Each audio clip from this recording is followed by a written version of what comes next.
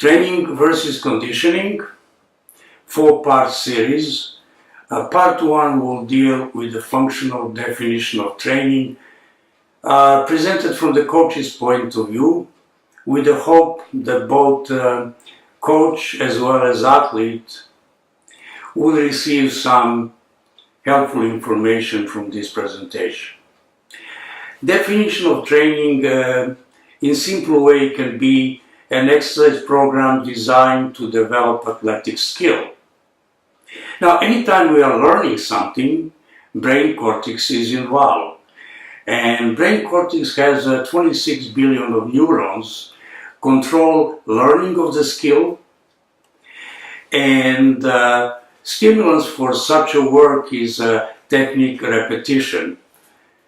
Practice will make skill permanent, but not necessarily perfect.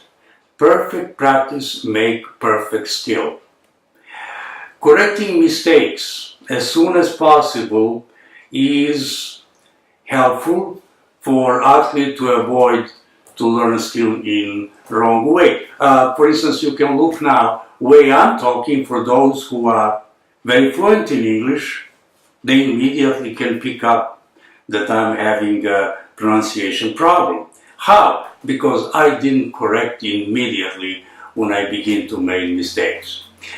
Now, training involves, as we said, the brain cortex, precentral gyrus of frontal lobe, together with the cerebellum. They play a very important role in learning of motor skill. Cerebellum has 100,000 billions of neurons. Practically has more than brain cortex itself. That simply tells us that balance is such an important thing of everything that we do. Moment when the human stood up in upright position, challenge for cerebellum was enormous. Another part is the postcentral gyrus of parietal lobe. This part of brain involves cognitive portion of the skill.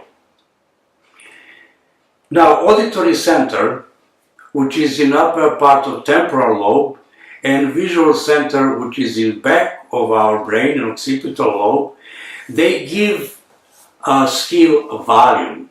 They give complexity, and in that way, technique is very much enriched.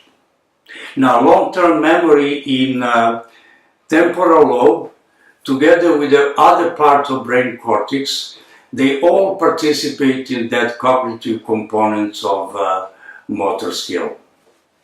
So if we look at training, we can say that repetition of the correctly executed skill is main workload for physical aspect of training. I'm using word physical aspect because there are other forms of training. Now, clearly we need to outline what should be done by an athlete. This means athletes really have to understand what is expected from athletes. So we are talking about modern karate. In traditional karate, just do and one day you will do right. That's correct.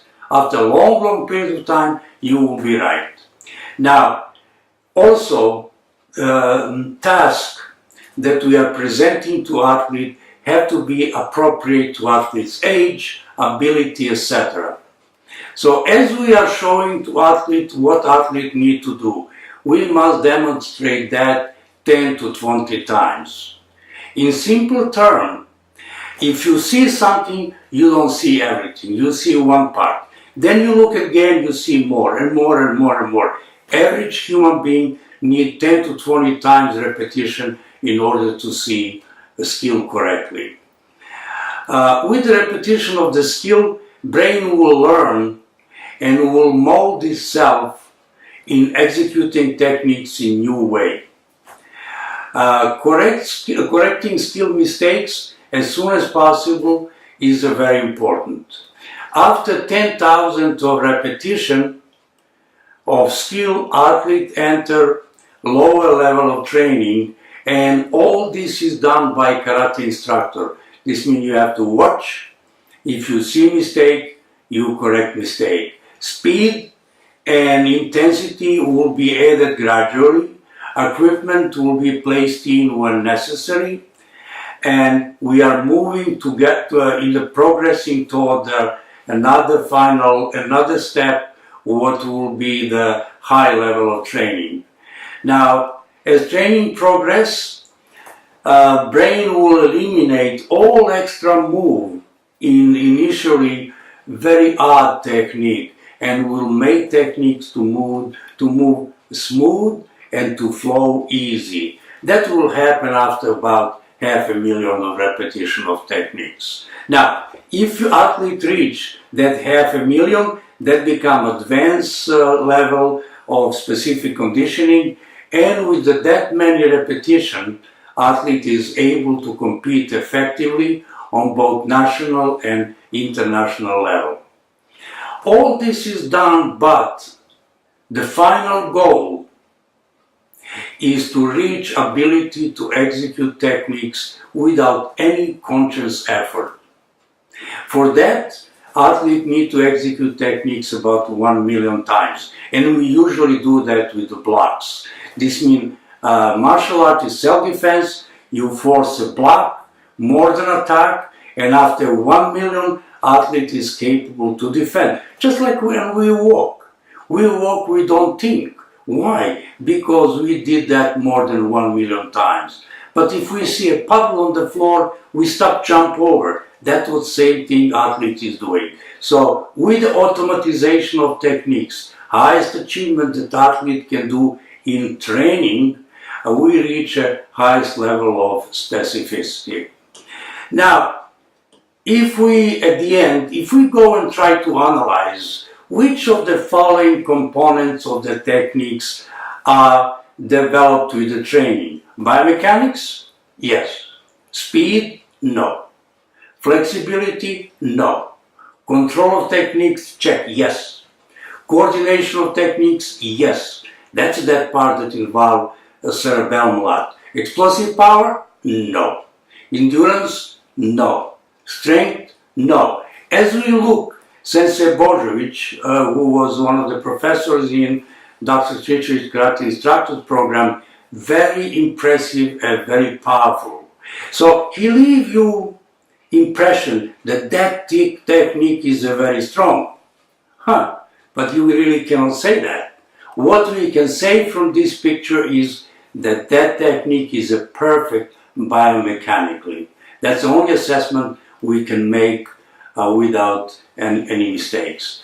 Now, material presented here is from the following books: Karate, Martial Arts and Sport Volume 4 and Volume 7, as well as Children in Karate Training. All these books and many more are written as a text for Karate Instructors program, which we run for about 30 years. Now, on the subject of knowledge, this presentation is just one single drop in the ocean of the knowledge of karate. Os!